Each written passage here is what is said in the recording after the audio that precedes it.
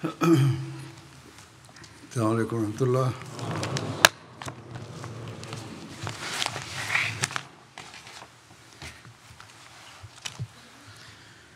أشهد أن لا إله إلا الله وحده لا شريك له وأشهد أن محمدا عبده ورسوله أما بعد فأعوذ بالله من الشيطان الرجيم بسم الله الرحمن الرحيم الحمد لله رب العالمين الرحمن الرحيم مالك يوم الدين إياك نعبد وإياك نستعين اهدنا الصراط المستقيم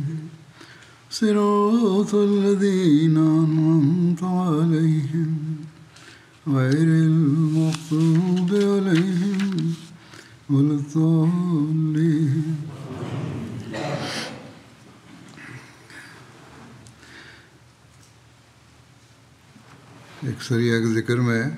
ஒரு போர்க்குறிப்பில் ஹஸ்ரத் ஹுபைப் அவர்கள் ஷஹீதாக்கப்பட்டது தொடர்பான குறிப்பு கூறப்பட்டு கொண்டிருந்தது. அது தொடர்பான மேலும் விவரங்களில் எழுதப்பட்டுள்ளதாவது: இவர்தான் மரக்கட்டையில் கட்டி ஷஹீதாக்கப்பட்ட முதல் சஹாபி ஆவார். அதாவது சிலுவையில் தொங்க விடுவதைப் போன்று தொங்க விடப்பட்டு ஷஹீதாக்கப்பட்டுள்ளார்.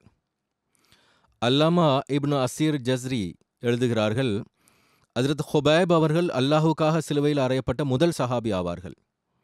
ஒரு அறிவிப்பில் வருகிறது, குறைஷியர்கள் ஹஸ்ரத் ஹுபைப் அவர்களிடத்தில், நீங்கள் இஸ்லாத்திலிருந்து விலகிவிட்டால் நாங்கள் உமக்கு வழிவிடுவோம், ஆனால் நீர் விலகவில்லை என்றால் நாங்கள் உம்மை கொலை செய்து விடுவோம் என்று கூறினர். அவர்கள் கூறினார்கள், அல்லாஹ்வின் வழியில் நான் மரணிப்பது ஒரு சாதாரண விஷயமாகும். பிறகு கூறினார்கள், அல்லாஹ்வே, இங்கு உன்னுடைய தூதர் வரை என்னுடைய சலாத்தை தெரிவிக்கக்கூடிய நபர் எவருமில்லை. எனவே இறைவா, நீயே பெருமானார் ஸல்லல்லாஹு அலைஹி வஸல்லம் அவர்களுக்கு என்னுடைய சலாத்தை எட்ட வைப்பாயாக. மேலும் இங்கு எங்களோடு எவ்வாறு நடந்து கொள்ளப்படுகிறது என்பதை பற்றிய தகவலை அன்னாருக்கு வழங்குவாயாக என்று துவா செய்தார்கள். ஹஜ்ரத் உஸாமா பின் ஸயத் அவர்களிடமிருந்து ஒரு அறிவிப்பு வருகிறது. அதாவது, ஒரு நாள் ரசூலுல்லாஹ் ஸல்லல்லாஹு அலைஹி வஸல்லம் அவர்கள் தன்னுடைய சஹாபாவோடு அமர்ந்திருந்தார்கள். ரசூலுல்லாஹ் ஸல்லல்லாஹு அலைஹி வஸல்லம் அவர்களின் மீது வஹி இறங்கும் பொழுது ஏற்படக்கூடிய நிலைமை ஏற்பட்டது. அன்னாரை நாங்கள் இவ்வாறு கூற கேட்டோம், அதாவது, அவர் மீதும் அமைதி உண்டாவதாக, மேலும் அல்லாஹ்வின் கருணையும் அருளும் அவர் மீது உண்டாவதாக என்றார்கள்.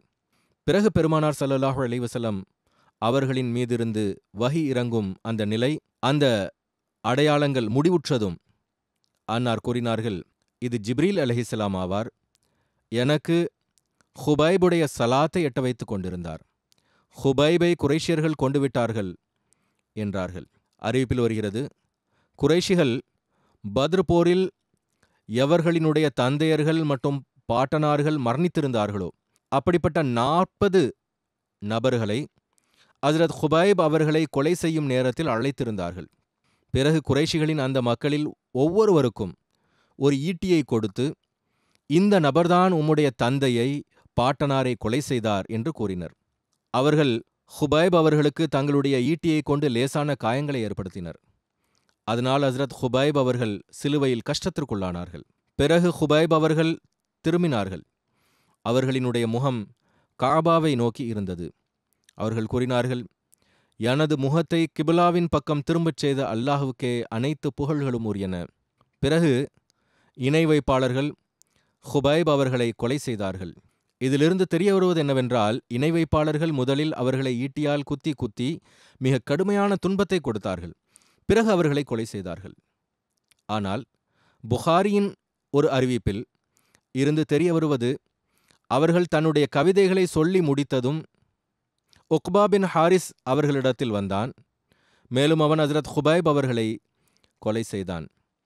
ஹாரிஸுடைய குடும்பம் அபு சர்வா என்று கூறப்பட்டுள்ளது. மேலும் சில அறிவிப்புகளில் அபு சர்வா உக்பா பின் ஹாரிஸ் அப்பொழுது மிகச் சிறியவனாக இருந்தான். அவனுடைய கையில் ஈட்டி கொடுக்கப்பட்டிருந்தது. ஆனால் அபு மைசரா அப்தரி அவர்களை கொலை செய்தான் என்று கூறப்பட்டுள்ளது. சில ஆலிம்கள் அதாவது குழந்தையின் கையில் ஈட்டியை கொடுத்து பழிவாங்க செய்தார்கள். ஆனால் அதை அதிகமாக பெரிய மனிதர்கள் அழுத்தி அந்த செயலை செய்ய வைத்தார்கள் என்று கூறுகின்றனர். இன்னும் சில ஆலிம்கள் அபு சர்வா தனி பெயராக குறிப்பிட்டு இருக்கின்றார்கள். மேலும் அது உக்பா பின் ஹாரிஸுடைய சகோதரன் என்று எழுதியுள்ளார்கள். அபு மைசரா தாக்குதல் நடத்திய போது வெற்றி கிடைக்கவில்லை. அதனால் அபு சர்வா முன்னே சென்று ஈட்டியால் அன்னாரை கொலை செய்தான். பிற்காலத்தில் மக்கா வெற்றியின் போது இஸ்லாத்தை ஏற்றுக்கொண்ட உக்பா பின் ஹாரிஸ் கூறினார், நான் அப்பொழுது சிறுவனாக இருந்தேன். அபு மைசரா அப்தரி என்னுடைய கையில் ஈட்டியை கொடுத்தார்.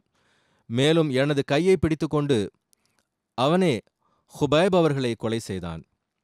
ஹஜ்ரத் மிர்சா பஷீர் அஹமத் சாஹிப் அவர்கள் இது தொடர்பாக எழுதியுள்ளதாவது, குரைஷிய தலைவர்களின் உள்ளத்தில் இருந்த வெறுப்பின் காரணமாக கருணை நீதி பற்றிய கேள்விக்கே இடமில்லை. பனுல் ஹாரிஸினுடைய மக்கள் மற்றும் பிற குரைஷிய தலைவர்கள் ஹுபைப் அவர்களை கொலை செய்வதற்கும் மேலும் அவர்களின் கொலையை கொண்டாடுவதற்கும் அவரை ஒரு திறந்த மைதானத்திற்கு அழைத்துச் சென்றார்கள். ஹுபைப் அவர்கள் ஷஹாதத் நிகழப்போகிறது என்பதை நுகர்ந்ததும் குரைஷியர்களிடம் மிக உருக்கத்தோடு, மரணிப்பதற்கு முன்பு எனக்கு 2 ரக்காத்துகள் தொழுவதற்கு அனுமதி தாருங்கள் என்று கேட்டார்கள். குரைஷியர்கள் அநேகமாக இஸ்லாமிய தொழுகையின் காட்சியையும் இந்த கேளிக்கையின் ஒரு அம்சமாக்க விரும்பினார்கள். எனவே தொழ அனுமதி வழங்கினார்கள். ஹுபைப் அவர்கள் மிகுந்த கவனத்தோடும் உருக்கமான உள்ளத்தோடும் 2 ரக்காத்துகள் தொழுகையை நிறைவேற்றினார்கள். தொழுது முடித்ததும் குரைஷியர்களிடம், நான் எனது தொழுகையை இன்னும் நீட்ட வேண்டும் என்று என்னுடைய உள்ளம் விரும்பியது. ஆனால் நான் மரணத்திற்கு அஞ்சிதான் தொழுகையை நீட்டுகின்றேன் என்று நீங்கள் கருதிவிடக்கூடாது என்பதற்காக விரைந்து முடித்துவிட்டேன் என்று கூறி, பிறகு ஹுபைப் அவர்கள் இந்த கவிதை வரிகளை கூறியவாறு முன்னே குனிந்தார்கள். ஒமா அன் உபாலிய ஹீன உக்தலு முஸ்லிமா அலா ஐ ஷிக்கின் கானலில்லாஹி மஸ்ரஇ வذாலிக ஃபி ஜாத்தில் இலாஹி வ இன் யஷா யுபாரிக் அலா அவுசாலி ஷில்விம் முமஸ்ஸி. அதாவது, நான் இஸ்லாத்தின் பாதையில் முஸ்லிமாக இருக்கக்கூடிய நிலையில் கொலை செய்யப்படுகின்றேன். நான் கொல்லப்பட்டு எந்த பக்கமாக விழுவேன் என்பதை பற்றி எனக்கு எந்த கவலையும் இல்லை. இவைகள் அனைத்தும் இறைவனுக்கே ஆகும்.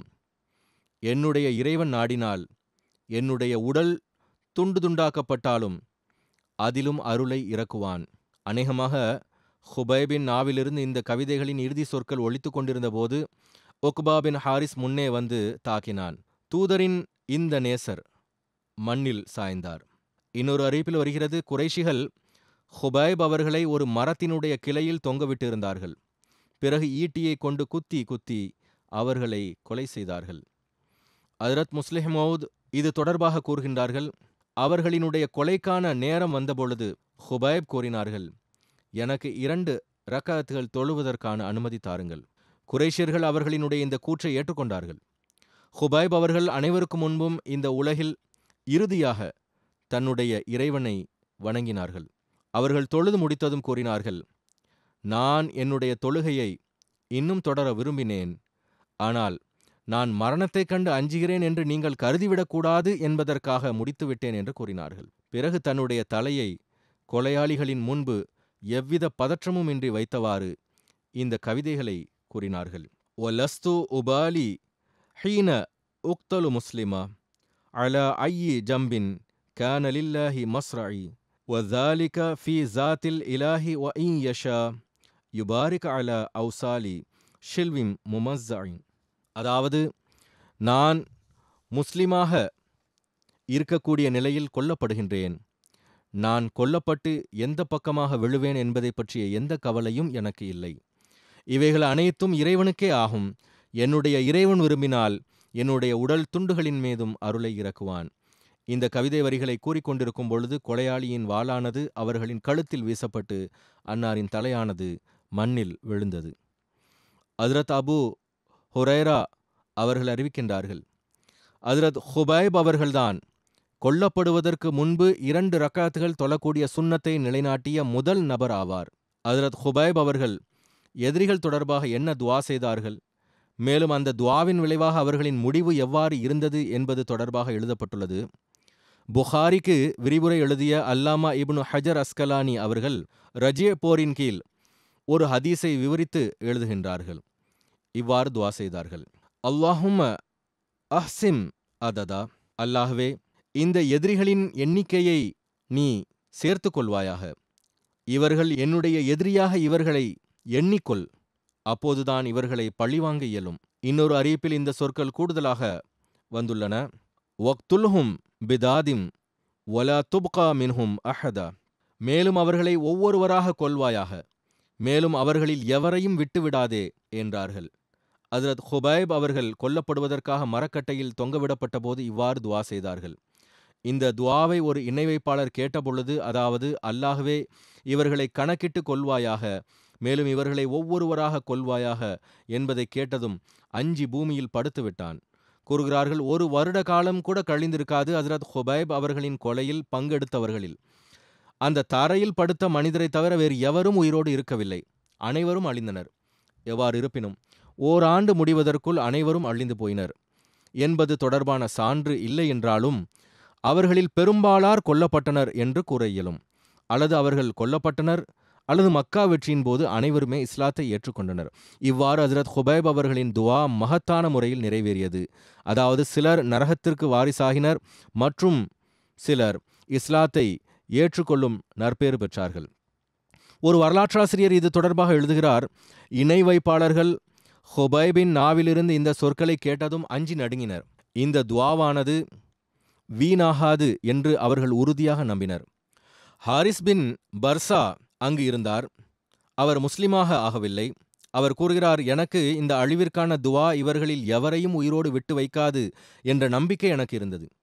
இந்த காரணத்தினால்தான் இந்த அழிவிற்கான துவாவை கேட்டு அங்கிருந்து நிராகரிப்பாளர்கள் மற்றும் இணை வைப்பாளர்களில் சிலர் காதுகளில் விரல்களை வைத்து அடைத்து கொண்டு ஓடிவிட்டனர். சிலருக்கு பின்னால் ஒளிந்து கொண்டனர். அதாவது இந்த அழிவிற்கான துவாவிலிருந்து தப்பித்துக் கொள்வதற்கு தங்களுடைய நடைமுறைக்கு ஏற்ப ஒருவர் மற்றவருக்கு பின்னால் ஒளிந்து கொள்ளத் தொடங்கினர். சிலர் மரத்துக்கு பின்னால் ஒளிந்து கொண்டனர். இன்னும் சிலர் தரையில் படுத்து விட்டனர். இவ்வாறு நாம் இந்த அழிவிற்கான துவாவிலிருந்து பாதுகாப்பாக இருப்போம் என்று அவர்கள் கருதினர். அவர்களிடத்தில் வழித்தோன்றலாக ஒரு விஷயம் புகழ்பெற்றிருந்தது. அதாவது யாரேனும் ஒருவருக்கு அழிவிற்கான துவா செய்யப்பட்டிருந்தால் அவர் முதலில் உடனடியாக ஒரு பக்கமாக படுத்து கொண்டால் அந்த அழிவிற்கான சாபம் செயலற்று விடும் என்று எண்ணினர். இந்த அழிவிற்காக செய்த துவாவை கண்டு அஞ்சியதை நான் கண்டேன். அவர்கள் என்னையும் படுக்க வைப்பதற்கு மிக வலுவாக பூமியின் பக்கம் இழுத்தார்கள். நான் முதுகுப்புறமாக கீழே விழுந்தேன். விழுந்ததன் காரணமாக எனக்கு எந்த அளவுக்கு கடுமையான காயம் ஏற்பட்டதென்றால் நான் ஒரு நீண்ட காலம் வரை அந்த வேதனையை உணர்ந்து வந்தேன். ஹுவைத்தப் பின் அப்துல் அஸ்ஸி மக்கா வெற்றியோடு முஸ்லிமானார். அவர்கள் கூறுகிறார்கள், நான் ஹுபைப் அவர்களின் துவாவை கேட்டதும் உடனடியாக காதுகளில் விரல்களை வைத்து அடைத்து கொண்டவாறு ஓடிவிட்டேன். அவர்களின் இந்த அழிவிற்கான துவாக்களின் ஓசை எனது காதுகளை பின்தொடர்ந்து வந்துவிடுமோ என்று அஞ்சினேன். ஹக்கீம் பின் ஹிசாம் அறிவிக்கின்றார்கள், நான் இந்த துவாவிற்கு அஞ்சி மரங்களுக்கு பின்னால் ஒளிந்து கொண்டேன். ஜுபைர் பின் முத்தைம் அவர்கள் கூறுகிறார்கள், நான் அந்த நாள் ஹஜ்ரத் ஹுபைப் அவர்களின் இந்த துவாவை எதிர்கொள்வதற்கான தைரியத்தை இழந்திருந்தேன். நான் அஞ்சி மக்களுக்கு பின்னால் ஒளிந்து கொண்டேன். நோஃபல் பின் முஆவியா மக்கா வெற்றியின் போது முஸ்லிமானார். அவர் கூறுகிறார், அந்த நாள் நான் ஹுபைப் அவர்கள் எதிரிகளின் அழிவிற்காக துவா செய்த பொழுது அங்கிருந்தேன். அவர்களின் துவா அங்கு இருக்கக்கூடிய மக்களில் எவரையும் உயிரோடு விட்டு வைக்காது என்ற முழு நம்பிக்கை எனக்கு இருந்தது. நான் நின்று கொண்டிருந்தேன். அவர்களுடைய இந்த துவாவை கேட்டு அஞ்சி தரையை நோக்கி குனிந்து விட்டேன். குறைஷியர்களின் மத்தியில் சாபத்திற்கான இந்த துவா பற்றிய பெரும் சர்ச்சை இருந்து வந்தது. 1 மாத காலம் அல்லது அதைவிட அதிக காலங்கள் வரை அவர்களின் சபைகளில் ஹுபைப் அவர்கள் எதிரிகளின் அழிவிற்காக செய்த துவா பற்றிய அச்சம் இருந்து வந்தது. மேலும் அது தொடர்பாக பல்வேறு வகையான கருத்து பரிமாற்றங்களும் நடந்து வந்தன. ஒரு அறிவிப்பில் வருகிறது, அந்த கூட்டத்தில் சயீத் பின் ஆமிர் என்ற நபரும் இருந்தார். இவர் பிற்காலத்தில் முஸ்லிம் ஆகிவிட்டார். மேலும் ஹஜ்ரத் உமர் அவர்களின் ஹிலாஃபத் காலகட்டம் வரை அவரின் நிலை எவ்வாறு இருந்ததென்றால், எப்பொழுதெல்லாம் ஹஜ்ரத் ஹுபைப் பற்றிய சம்பவம் நினைவுக்கு வருமோ அவர்களுக்கு மயக்க நிலை ஏற்பட்டுவிடும். இப்போது கூறப்பட்ட சயீத் பின் ஆமிர் தொடர்பாக காண கிடைப்பது என்னவென்றால், உமர் அவர்கள் தன்னுடைய ஹிலாஃபத் காலகட்டத்தில் சிரியாவில் அவர்களை ஓரிடத்தில் ஆளுநராக நியமித்திருந்தார்கள். சில வேளைகளில் அவர்களுக்கு மக்களுக்கு மத்தியிலேயே திடீரென மயக்கம் ஏற்பட்டு வந்தது. இவர் நோய்வாய்ப்பட்டவர், இவரை நீங்கள் எங்கள் மீது அதிகாரியாக நியமித்திருக்கிறீர்களே என்று முறையிட்டார்கள். ஒருமுறை அவர் ஹஸ்ரத் உமர் அவர்களை சந்திக்க வந்தபொழுது ஹஸ்ரத் உமர் அவர்கள் அவர்களிடத்தில், சயீத், உங்களுக்கு ஏதும் நோய் உள்ளதா என்று வினவினார்கள். அதற்கு அவர், எனக்கு எந்த வகையான நோயும் இல்லை. விஷயம் என்னவென்றால், ஹஸ்ரத் ஹுபைப் அவர்கள் எப்பொழுது கொல்லப்பட்டார்களோ அங்கு இருந்த மக்களில் நானும் ஒருவன் ஆவேன். இப்பொழுது எப்பொழுதெல்லாம் எனக்கு ஹுபைப் அவர்களின் அந்த துவா நினைவுக்கு வருமோ அச்சத்தினால் எனக்கு மயக்கம் ஏற்பட்டு விடுகிறது என்றார். ஹஸ்ரத் நபிகள் நாயகம் ஸல்லல்லாஹு அலைஹி வஸல்லம் அவர்கள் ஹஸ்ரத் ஹுபைப் அவர்களின் சடலத்தை அவர்கள் அடிக்கப்பட்ட அந்த மரத்திலிருந்து இறக்குவதற்காக ஒரு குழுவை அனுப்பியது தொடர்பான குறிப்பு இவ்வாறு வருகிறது. குறைஷியர்கள் அன்னாரின் உடல் கொல்லப்பட்ட அதே இடத்திலேயே தொங்கி அழுகி கெட்டுப்போய்விட வேண்டும் என்பதற்காக, அல்லது இவர்கள் பழிதீர்த்து கொண்டே இருக்க வேண்டும் என்பதற்காக அன்னார் கொல்லப்பட்ட அந்த மரக்கட்டையை பாதுகாப்பதற்கு 40 பேரை நியமித்திருந்தார்கள். எவ்வாறு இருப்பினும் ஹஸ்ரத் நபிகள் நாயகம் ஸல்லல்லாஹு அலைஹி வஸல்லம் அவர்கள் ஹஸ்ரத் மிக்தாத் மற்றும் ஹஸ்ரத் ஜுபைர் பின் அவாம் ஆகியோரை ஹஸ்ரத் ஹுபைப் அவர்களின் சடலத்தை கீழே இறக்குவதற்காக மக்காவை நோக்கி அனுப்பினார்கள். அன்னாருக்கு இது தொடர்பான தகவல் தெரிந்திருந்தது. அநேகமாக அல்லாஹ் அது பற்றி அன்னாருக்கு தெரியப்படுத்தியிருக்கலாம்.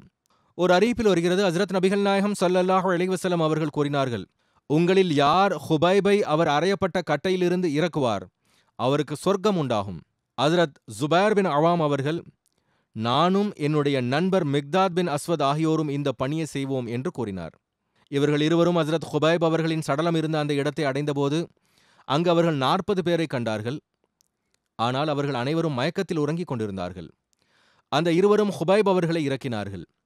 இது ஹுபைப் அவர்களின் ஷஹாதத்திற்கு 40 நாட்கள் கழிந்த பிறகு நடந்த சம்பவமாகும். ஹஸ்ரத் ஜுபைர் அவர்கள் ஹுபைப் அவர்களின் சடலத்தை தன்னுடைய குதிரையில் வைத்து அவர்கள் இருவரும் கிளம்பினார்கள். எதுவரை என்றால், நிராகரிப்பாளர்களுக்கு இதை பற்றி தெரிய வந்ததும், அவர்கள் ஹுபைப் அவர்களின் உடல் அங்கு இல்லாததை பார்த்ததும் அது தொடர்பாக குறைஷிகளுக்கு தெரியப்படுத்தினார்கள். அதனால் அவர்களிலிருந்து 70 பேர் கிளம்பினர். மேலும் அவர்களை பின்தொடர்வதற்கு இன்னும் சில மக்களையும் அவர்களோடு சேர்த்து கொண்டார்கள். குறைஷியர்கள் அந்த 2 சஹாபிகளுக்கு அருகே வந்தடைந்ததும் ஹஸ்ரத் ஜுபைர் அவர்கள் ஹஸ்ரத் ஹுபைப் அவர்களின் சடலத்தை தரையில் வைத்தார்கள். மேலும் ஹஸ்ரத் ஜுபைர் அவர்கள் தன்னுடைய தலையில் இருந்த தன்னுடைய தலைப்பாகையை அவிழ்த்தார்கள். மேலும் அவர்களிடத்தில், நான் ஜுபைர் பின் அவான் ஆவேன், இவர் என்னுடைய நண்பர் மிக்தாத் பின் அஸ்வத் ஆவார். நாங்கள் இருவரும் எப்படிப்பட்ட சிங்கங்கள் என்றால், எங்களது குழந்தைகளை பின்விட்டு வந்திருக்கின்றோம். நீங்கள் விரும்பினால் நாங்கள் அம்புகளை கொண்டு உங்களை வரவேற்போம். மேலும் நீங்கள் விரும்பினால் இங்கிருந்து திரும்பிச் சென்று விடலாம் என்று கூறினார்கள். இதை கேட்ட அந்த இணை வைப்பாளர்கள் திரும்பிச் சென்று விட்டார்கள். அதற்கு பிறகு ஹஸ்ரத் ஜுபைர் அவர்கள் ஹஸ்ரத் ஹுபைப் அவர்களின் சடலம் பூமி விழுங்கிவிட்டதை போன்று காணாமல் போனதை கண்டார்கள். அதனால் அன்னார் அதனுடைய பெயர் பூமி விழுங்கிய நபர் என்று ஆனது. சடலம் காணாமல் போனது தொடர்பாக எப்படிப்பட்ட அறிவிப்புகள் உள்ளன என்றால் வினோதமாக இருக்கின்றது. இருப்பினும் பிறகு சடலம் எவ்வாறு காணாமல் போனது என்பது தொடர்பான ஒரு அறிவிப்பை எடுத்து வைப்பேன். அது சரியானதாக தோன்றுகிறது. எவ்வாறு இருப்பினும் ஹஸ்ரத் ஜுபைர் மற்றும் ஹஸ்ரத் மிக்தாத் ஆகியோரின் மீது மலக்குமார்களினுடைய பெருமை தொடர்பாக எழுதப்பட்டுள்ளது. மலக்குமார்களின் பெருமிதம் தொடர்பான விஷயம், ஹஸ்ரத் ஜுபைர் மற்றும் ஹஸ்ரத் மிக்தாத் மதீனாவில் ஹஸ்ரத் நபிகள் நாயகம் ஸல்லல்லாஹு அலைஹி வஸல்லம் அவர்களிடத்தில் வந்தார்கள். அப்போது பெருமானார் ஸல்லல்லாஹு அலைஹி வஸல்லம் அவர்களிடத்தில் ஹஸ்ரத் ஜிப்ரீல் இருந்தார்கள்.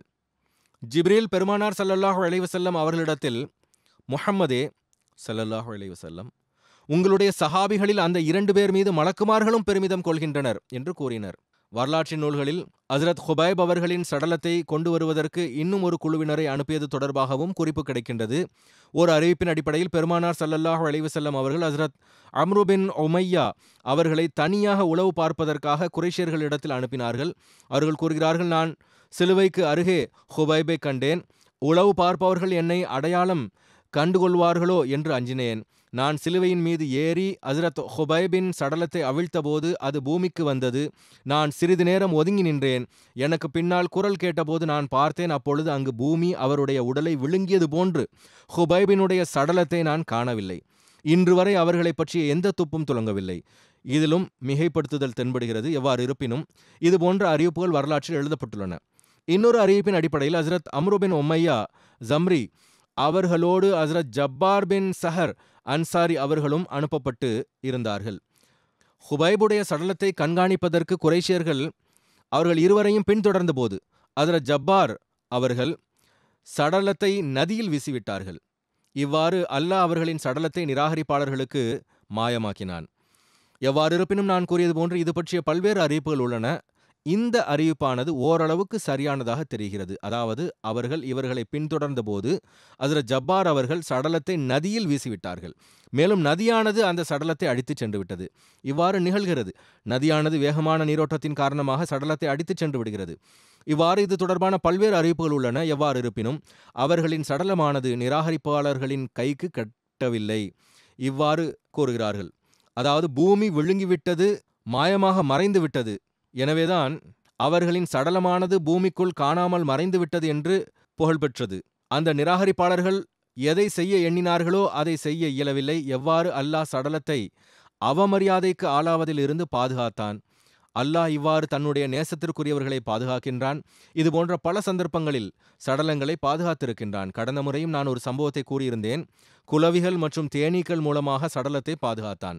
சடலத்தை அவமரியாதைக்குள்ளாக்குவதிலிருந்து பாதுகாத்தான். எவ்வாறு இருப்பினும் இந்த மக்கள் அல்லாஹ்வை நேசிக்கக்கூடியவர்களாக, அல்லாஹுக்காக தியாகங்கள் செய்யக்கூடியவர்களாக இருந்தார்கள். அல்லாஹும் அவர்களுக்கு மதிப்பளித்து வந்தான். மரணித்த பிறகும் கூட அவர்களின் சடலங்களை பாதுகாப்பாக வைத்தான். போர் பற்றிய குறிப்பு இங்கு நிறைவடைந்தது. துவாவின் பக்கம் நான் கவனமூட்டி வந்து கொண்டிருக்கின்றேன். பாலஸ்தீனியர்களுக்காக குறிப்பாக துவா செய்யுங்கள். இப்பொழுது எல்லை மீறி போய்விட்டது. ரஃபா தொடர்பாக முதலில் அமெரிக்கா இது எங்களது ரெட் லைன் ஆகும் என்று கூறி வந்தது. இப்பொழுது இல்லை, இன்னும் முடிவடையவில்லை என்று கூறுகிறார்கள். அவர்களினுடைய இலக்கு, அவர்களினுடைய ரெட் லைன் என்ன என்று தெரியவில்லை. இன்னும் அவர்கள் எத்தனை லட்சம் மக்களை கொல்லப் போகிறார்கள்? பிறகு மீண்டும் பதற்றம் ஏற்படும். அல்லாஹ் இந்த அநீதியாளர்களிடமிருந்து உலகிற்கு ரட்சிப்பை வழங்குவானாக. மேலும் அப்பாவி பாலஸ்தீனியர்களுக்கும் ரட்சிப்பை வழங்குவானாக. இதே போன்று சூடான் மக்களுக்காகவும் துவா செய்யுங்கள். அங்கு தன்னுடைய சமுதாயத்தை சார்ந்த மக்களே தனது சமுதாயத்தின் மக்களை கொன்று கொண்டிருக்கிறார்கள். முஸ்லிம்களை கொள்கின்றனர். அல்லாஹ் அவர்களுக்கும் அறிவை வழங்குவானாக. மேலும் இவர்கள் அல்லாஹ்வினுடைய பிடியிலிருந்து பாதுகாப்பானவர்களாக இருப்பார்களாக. மேலும் முஸ்லிம்கள் என்ற அடிப்படையில் அல்லாஹ்வின் என்னென்ன கட்டளைகள் இருக்கின்றதோ அந்த கட்டளைகளின்படி அமல் செய்யக்கூடியவர்கள் ஆவார்களாக. ஏமனில் சிறைபிடிக்கப்பட்டிருப்பவர்கள், அவர்களுக்காக துவா செய்யுங்கள்.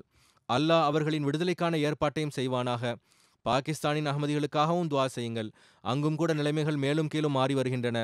பெருநாளும் அருகில் வருகின்றது. மௌலவிகள் இந்த நாட்களில் அதிக செயல்பாடுகளில் முன்னேறுகின்றனர். அல்லாஹ் ஒவ்வொரு அகமதியையும், எல்லா மக்களையும் பாதுகாப்பானாக. சிறைபிடிக்கப்பட்டிருப்பவர்களின் விடுதலைக்கான ஏற்பாட்டை விரைவில் செய்வானாக. இப்பொழுது நான் ஜுமாவிற்கு பிறகு ஜனாசா காயிப் தொலை வைப்பேன். அதில் முதலாவது ஜனாசா நம்முடைய ஜமாத்தின் முரப்பி சௌத்ரி முனீர் அஹமத் சாஹிப் அவர்களுடையதாகும். அவர்கள் MTA இன்டர்நேஷனல் டெலிபோர்ட் அமெரிக்காவின் இயக்குநராக இருந்தார்கள். கடந்த நாட்களில் அவர்கள் 73 வயதில் வஃபாத்தானார்கள். இன்னா லில்லாஹி வ இன்னா இலைஹி ராஜிஊன். அவர்களினுடைய குடும்பத்தில் அஹ்மதியத், அவர்களினுடைய தாய்வழி கொல்லு பாட்டனார் ஹஜ்ரத் மௌலவி ஃபசல்தீன் சாஹிப் ரதியல்லாஹு அன்ஹு அவர்கள் மூலமாக வந்தது.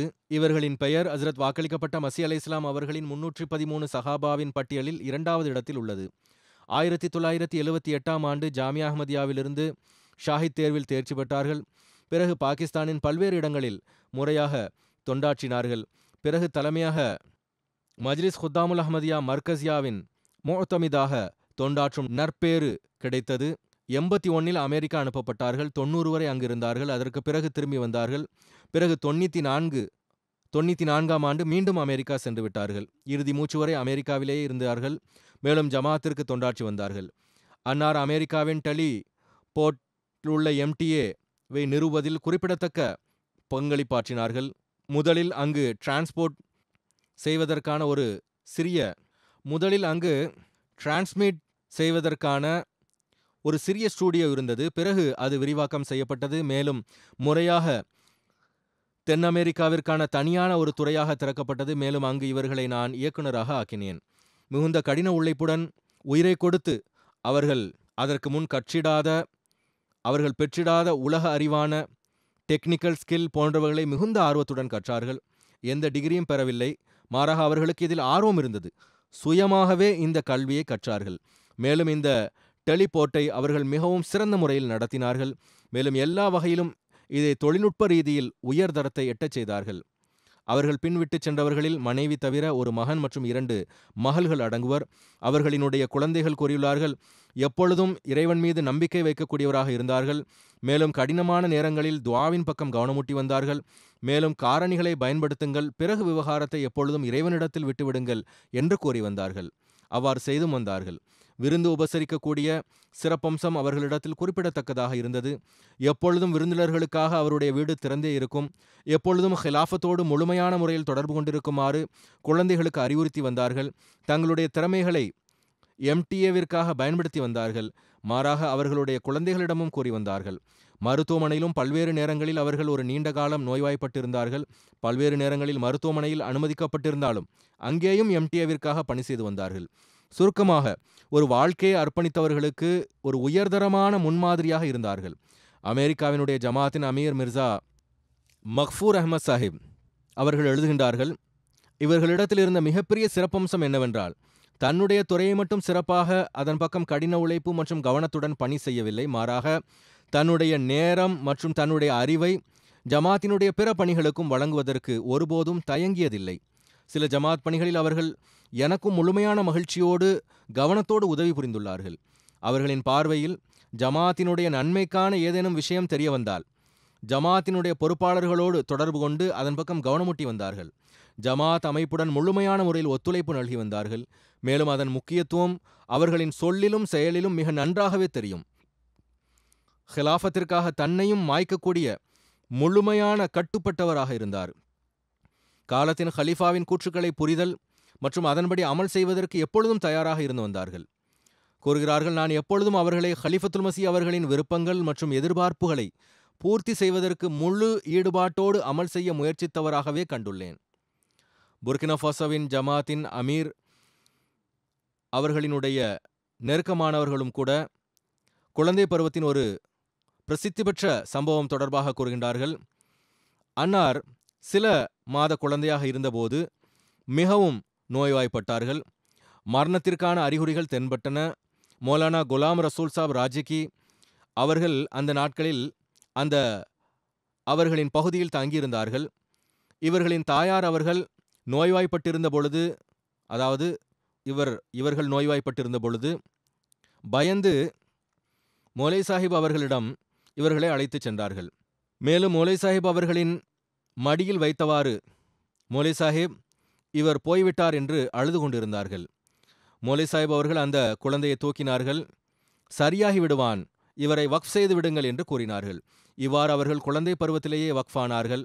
அங்கு தாயார், நான் இவரை வக்ஃப் செய்து விடுவேன் என்று உடன்படிக்கை எடுத்துக்கொண்டார். அவர்கள் எனக்கு, மீர் சாஹிப் அவர்கள் நான் படிப்பில் சிறந்தவனாக இல்லாதிருந்த காரணத்தினால் அசம்பிளியின் போது சூரா ஃபாத்திஹாவை ஓதி வர வேண்டும் என்று அறிவுறுத்தி இருந்தார்கள். அதை நான் தொடர்ந்து செய்து வந்தேன் என்று இவர்களே கூறி வந்தார்கள். ஷம்சாத் நாசிர் சாஹிப் முரப்பி அவர்கள் கூறுகிறார்கள், ஏறக்குறைய ஒவ்வொருவரும் இந்த சிறப்புகளை எழுதியுள்ளார்கள்.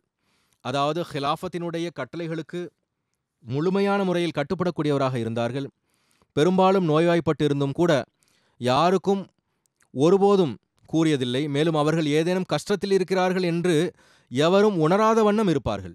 தன்னுடைய பணியை செய்வார்கள். எப்பொழுதும் கடின உழைப்புடன் அதில் மூழ்கியிருப்பார்கள். எல்லா வகையான விவகாரங்களிலும் மிகுந்த திறமை இருந்தது. ஆழமாக சென்று ஒவ்வொன்றையும் படித்து பிறகு முரப்பிகளுக்கு வழிகாட்டியும் வந்தார்கள். சிறந்த நிர்வாகியாகவும் உடன் இருப்பவர்களோடு மிகுந்த கருணையோடு நடந்து கொள்ளக்கூடியவராகவும் இருந்தார்கள். விருந்து உபசரிக்கும் பண்பும் அதிகமாக இருந்தது. அந்நியர்களும் கூட அதை உணர்ந்திருந்தார்கள். குழந்தைகள் மட்டும் எழுதவில்லை, ஒவ்வொருவரோடும் புன்னகைத்தவாறு சந்திப்பது அவர்களின் வழக்கமாக இருந்தது. மெதுவான இயல்பை உடையவராக இருந்தார்கள். ஆனால் துணிச்சலோடு பணி செய்வார்கள். அல்லாஹ் அவர்களின் மூளையில் வியத்தகு திறமைகளை வைத்திருந்தான். முரப்பியாக இருந்தார்கள். ஆனால் எப்பொழுது ஹஸ்ரத் 4வது ஹலிஃபத்துல் மஸீஹ் ரஹிமஹுல்லா அவர்களை ஆர்ட் ஸ்டேஷனில் பணி அமர்த்தினார்களோ, ஒவ்வொரு பொருளையும் ஆழமாக சென்று அதை படித்தார்கள். பிறகு அதை வெற்றி பெற எடுத்துச் சென்றார்கள். அங்கு டிரான்ஸ்மிட் ஆவதற்கு புதிய டிஷ் பொருத்தும் பணி ஆரம்பித்த பொழுது அமெரிக்காவின் சம்பந்தப்பட்ட துறையிடமிருந்து அதற்கான அனுமதியை பெற வேண்டியது இருந்தது. அங்கிருந்து ஆய்வாளர் வந்திருந்தார். அவர் அனுமதி வழங்கவில்லை. மேலும் படிவத்தில் கையெழுத்திடவில்லை. எவ்வாறு இருப்பினும் அவர்கள் பிறகு எனக்கு எழுதினார்கள், நீங்கள் முயற்சி செய்து கொண்டிருங்கள், அல்லாஹ் உதவி புரிவான் என்று கூறினேன். சிறிது காலத்திற்கு பிறகு அங்கு மீண்டும் ஓர் ஆய்வாளர் வந்தார். அவர் கானாவை சார்ந்தவராக இருந்தார். அவர் ஜமாத்துடைய பெயரை கேட்டதுமே நானும் கானாவில் அஹ்மதியா ஜமாத்தின் பள்ளிக்கூடத்தில்தான் கல்வி பயின்றேன் என்று கூறினார். பிறகு அவர் கையெழுத்தும் இட்டுவிட்டார். அனுமதியும் கிடைத்துவிட்டது. ஆக இது அல்லாஹ்வுடைய குறிப்பான உதவிகளாகும். அவர்களின் கடின உழைப்பு மற்றும் துஆவினால் அல்லாஹ் இந்த பணியை எளிதாக்கினான். சுரினாமின் முரப்பி லைக் முஷ்தாக் சாஹிப் அவர்கள் கூறுகிறார்கள், அவர்கள் தென் அமெரிக்காவுடைய நாடுகளுக்கு சுற்றுப்பயணம் மேற்கொண்டார்கள். மேலும் எம்டிஏ தொடர்பாக விவரங்களை சேகரித்தார்கள். 3 நாட்கள் சுரினாமில் தங்கினார்கள். அவர்கள் கூறினார்கள், என்னை காலத்தினுடைய கலீஃபா இங்கு ஒரு நோக்கத்திற்காக அனுப்பியுள்ளார்கள். நான் இந்த வேலையை மட்டும் செய்வேன். எனவே சுற்றுலாவிற்கான எந்த நிகழ்ச்சியும் இருக்காது. முழு நேரமும் எம்டிஏவினுடைய ஒளிபரப்பினுடைய சோதனை, வீடுகளுக்கு சுற்றுப்பயணம் மேற்கொண்டு ஜமாத் சகோதரர்களுக்கு எம்டிஏவிலிருந்து பயன்பெறுதல் மற்றும் இளைஞர்களுக்கு எம்டிஏவினுடைய ஒளிபரப்பின் போது முன்வரக்கூடிய பிரச்சனைகளை தீர்வு காண்பதற்கான வழிமுறைகளை கற்றுக் கொடுப்பதிலேயே கழித்தார்கள். இவர்கள் கூறுகிறார்கள், என்னிடத்தில் ஒரு முறை கூறினார்கள், ஒரு முரப்பி என்னிடத்தில் முறையிட்டார். சில வேளைகளில் இதுபோன்ற முறையீடுகளை சில முரப்பிகள் செய்வதுண்டு, இப்பொழுதும் செய்கிறார்கள். அதாவது, எங்களை 7 வருடம் ஜாமியாவில் படிக்க வைத்த பிறகு இப்பொழுது அலுவலகத்தில் அமர்த்தி விட்டார்கள் என்கின்றனர். அப்பொழுது நான் அவருக்கு பதில் அளித்தேன். அதாவது சௌத்ரி முனீர் சாஹிப் அவர்கள் அந்த முரப்பிக்கு யாரிடமிருந்து எப்பொழுது என்ன பணியை பெற வேண்டும் என்பதை காலத்தின் கலீஃபா நன்கு அறிவார்கள் என்று பதிலளித்தார்கள். கூறுகிறார்கள், நானும் ஜமாத்தினுடைய முபல்லிக் தான். ஆனால் கடந்த 15 ஆண்டுகளாக காலத்தின் கலீஃபாவின் கட்டளைக்கேற்ப நான் டெலிபோர்ட்டின் பணியை செய்து வருகின்றேன். கையில் சுத்தியல், கொரடு போன்றவைகளை வைத்திருக்கின்றேன். தொழில்நுட்ப பணிகளையும் செய்கின்றேன். காலத்தின் கலீஃபாவின் தரப்பிலிருந்து என்னிடம் தெருக்களில் பெருக்கும் பணியை கொடுத்தால் அதையும் திறந்த மனதோடு ஏற்று பணி செய்வேன். மேலும் நான் ஒரு துப்புரவாளன் என்று கூறுவேன். ஹஜ்ரத் முஸ்லிம் மௌத் அலி அவர்களும் கூட ஒரு முறை கூறினார்கள், நம்முடைய அலுவலகங்களில் பணி செய்பவர்களும் ஒரு காலம் வரும், அப்பொழுது இங்கும் நமக்கு முரப்பிகளை பணியமர்த்த வேண்டியது இருக்கும். மற்ற கிளரிக்கல் ஸ்டாஃப் பெறப்படுவார்கள் என்பது இல்லை. எனவே ஒவ்வொரு முரப்பியும் அவரிடமிருந்து என்ன தொண்டு பெறப்படுகிறது என்பதை பற்றிய சிந்தனையை தங்களுடைய மூளையிலிருந்து எடுத்துவிட வேண்டும். என்ன தொண்டு வேண்டுமானாலும் பெறப்படலாம்.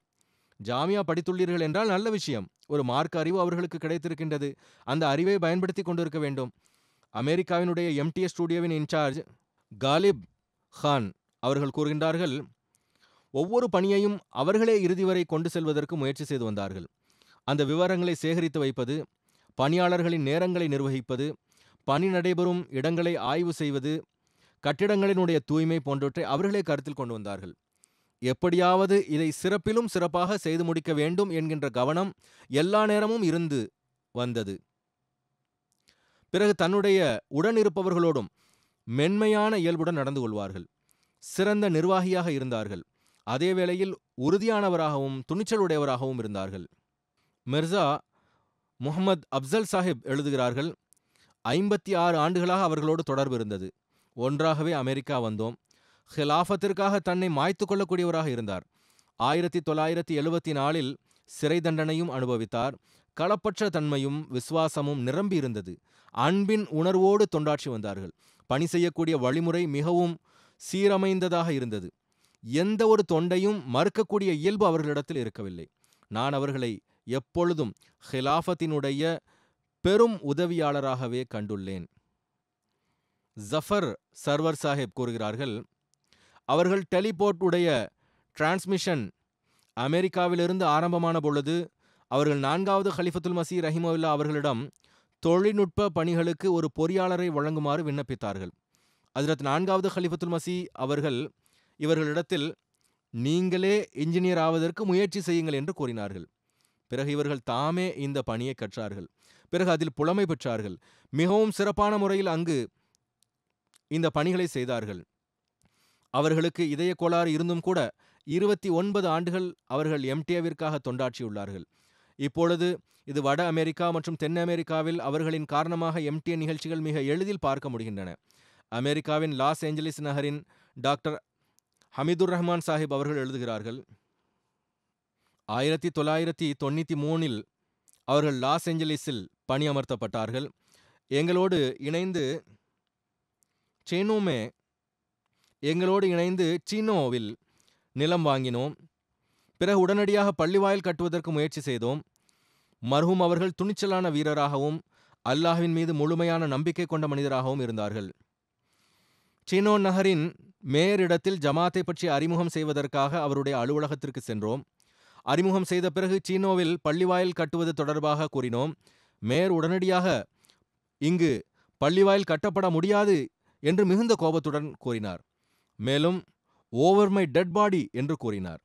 இதை கேட்ட உடனேயே சௌத்ரி சாஹிப் அவர்கள் அசாதாரண உணர்ச்சி பெருக்கோடு எழுந்தார்கள். மேலும் கூறினார்கள், மேயர் சாஹிப், இந்த பள்ளி அல்லாஹினுடைய வணக்கஸ்தலமாகும். மேலும் அது கட்டப்படும், நிச்சயமாக கட்டப்படும். அல்ஹம்துலில்லாஹ், அங்கு பள்ளிவாசல் கட்டப்பட்டது. பிறகு அதே மேயர் பள்ளிவாயிலுக்கு வந்து மன்னிப்பும் கோரினார். அதற்கு பிறகு பலமுறை அவர் பள்ளிவாயில் வந்திருக்கிறார். இவர்கள் மிகவும் துணிச்சலான மனிதராக இருந்தார்கள். ஹம்மாத் சாஹிப் முரப்பி ஆவார். முனீர் சாஹிப் அவர்களுடைய உறவினராகவும் இருந்தார். கூறுகிறார்கள், எனக்கு ஆரம்பத்தில் செயற்களத்திற்கு வந்தபோது பல்வேறு சிக்கல்கள் வரத் தொடங்கின. மிகுந்த நேசத்தோடு என்னுடைய பேச்சுக்களை கேட்பார்கள். மிகுந்த ஞானமிகு அறிவுரைகளோடு எனக்கு புரிய வைப்பார்கள். இவ்வாறு என்னுடைய பிரச்சனைகளும் விவகாரங்களும் தானாகவே தீர்வு கண்டன. பல விவகாரங்களில் நான் அவர்களிடமிருந்து அறிவுரை பெற்று வந்தேன். எம்டிஏவின் டைரக்டர் முனீர் ஷம் சாஹிப் அவர்கள் கூறுகிறார்கள், அவர்கள் டெலிபோர்ட்டருடைய செட்டப்பை மிக சிறந்த முறையில் செய்திருந்தார்கள். சௌத்ரி முனீர் சாஹிப் அவர்களின் சிறப்பம்சங்களில் இன்னொரு சிறப்பம்சம் என்னவென்றால், எல்லா பணிகளிலும் ஆலோசனையோடு எப்பொழுதும் ஜமாத்தினுடைய பணத்தை மிச்சப்படுத்துவதற்கு முயற்சி செய்து வந்தார்கள். எது மிக மிக அவசியமாக இருக்கிறதோ அதை மட்டுமே வாங்கினார்கள். அன்னாரின் ஒவ்வொரு சொல்லும் செயலும் ஹிலாஃபத்தோடு அளவு கடந்த பற்று மற்றும் விசுவாசத்தின் தொடர்பை வெளிப்படுத்தக்கூடியதாக இருந்தது. மேலும் காலத்தின் ஹலிஃபாவின் ஒவ்வொரு சொல்லையும் எழுத்துக்கு எழுத்து கட்டுப்படக்கூடியவராக இருந்தார்கள். எம்டிஏ டெலிபோர்ட்டின் டைரக்டராக இருந்தார்கள். ஆனால் எந்த பெருமை காட்டுதலும் இருக்கவில்லை. நான் இந்த பணியை செய்தேன், என்னால் தான் வெற்றி கிடைத்து கொண்டிருக்கிறது என்று ஒருபோதும் காட்டியதில்லை. மிகுந்த பணிவோடு பணி செய்து வந்தார்கள். மாறாக மற்றவர்களுக்கு கிரெடிட்டை கொடுத்து வந்தார்கள். மிகுந்த விசுவாசத்தோடு தன்னுடைய அர்ப்பணிப்பை வழங்கியதை நான் பார்த்திருக்கின்றேன். தன்னலமின்றி எம்டிஏவை அமெரிக்க கண்டத்தில் கொண்டு சேர்ப்பதற்கு முழுமையான முறையில் முயற்சி செய்து வந்தார்கள். எதை சரியானதாக கருதி வந்தார்களோ அது தொடர்பாக நல்ல ஆலோசனைகளை வழங்குவார்கள். எனக்கும் எழுதி வந்தார்கள். பிறகு தன்னுடைய முக்கியத்துவத்தை கூறக்கூடிய ஆர்வம் முற்றிலும் இருந்ததில்லை. காலத்தின் ஹலிஃபா தரப்பிலிருந்து எனக்கு என்ன பணி கொடுக்கப்பட்டிருக்கிறதோ அதை மிகச் சிறப்பான முறையில் பூர்த்தி செய்ய முயற்சி செய்ய வேண்டும் என்பதில் ஒரு ஈடுபாடு இருந்தது. அல்லாஹ் அவர்களோடு மன்னித்தலோடும் கருணையோடும் நடந்து கொள்வானாக. அன்னாரின் அந்தஸ்தை உயர்த்துவானாக. இரண்டாவது குறிப்பு, மதிப்பிற்குரிய அப்துர் ரஹ்மான் சாஹிப் கேரளாவினுடைய அலநல்லூரை சார்ந்தவர். இவர்களும் கடந்த நாட்களில் வஃபாத்தாகிவிட்டார்கள். இன்னா லில்லாஹி வ இன்னா இலைஹி ராஜிஊன். அல்லாஹ்வின் அருளால் வசியத் செய்தவராக இருந்தார். 16 வயதில் தன்னுடைய மாமா மௌலானா முஹம்மத் அலவி சாஹிப் அவர்கள் மூலமாக பையத் செய்யும் நற்பேறு பெற்றார்கள். தொழுகை நோன்பை பேணக்கூடியவராகவும் ஜமாத்தோடு களப்பற்ற தொடர்புடையவராகவும் எளிய இயல்புக்கு சொந்தக்காரராகவும் பணிவு உடையவராகவும் நல்ல மனிதராகவும் இருந்தார்கள். எல்லா பணிகளிலும் ஏதேனும் ஒரு மார்க்க அம்சம் கண்டிப்பாக இருக்க வேண்டும் என்று முயற்சித்து வந்தார்கள். அவர்களுடைய மகன் எழுதுகிறார்கள், அவர்கள் எங்களுடைய தர்பியத்தில் மார்க்கத்திற்கு முன்னுரிமை வழங்கினார்கள். காலையில் பள்ளிக்கூடம் செல்வதற்கு முன்பாக 1-2 மணி நேரங்கள் மார்க்க மதரசாவிற்கு அனுப்புவார்கள். மேலும் இரவு உறங்குவதற்கு முன்பு முறையாக திருக்குரான் திலாவத் செய்ய வைப்பார்கள். அவர்களுடைய மனைவி 3 ஆண்டுகளுக்கு முன்பு வஃபாத்தானார்கள். பின் விட்டு சென்றவர்களில் 2 மகள்களும் 4 மகன்களும் அடங்குவர். ஒரு மகன் ஷம்சுத்தீன் மலபாரி சாஹிப் கபாபீரினுடைய முபல்லிக் இன்சார்ஜாக தொண்டாற்றும் நற்பேறு பெற்று வருகிறார்கள். அவர்கள் ஜனாசாவில் கலந்து கொள்ள இயலவில்லை. அல்லாஹ் அவர்களுக்கும் பொறுமை மற்றும் மன தைரியத்தை வழங்குவானாக. மர்ஹூமின் அந்தஸ்தை உயர்த்துவானாக. மன்னித்தலோடும் கருணையோடும் நடந்து கொள்வானாக.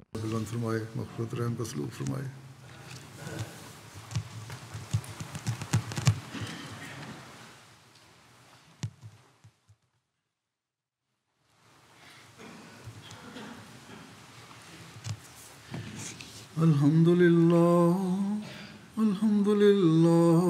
nahmaduhu wa nasta'inuhu wa nastaghfiruhu wa nu'minu bihi wa natawakkalu alayhi wa na'udhu billahi min shururi anfusina wa min sayyiati a'malina. Man yahdihillahu fala mudilla lahu ومن يضلل فلا هادي له ونشهد أن لا إله إلا الله ونشهد أن محمدا عبده ورسوله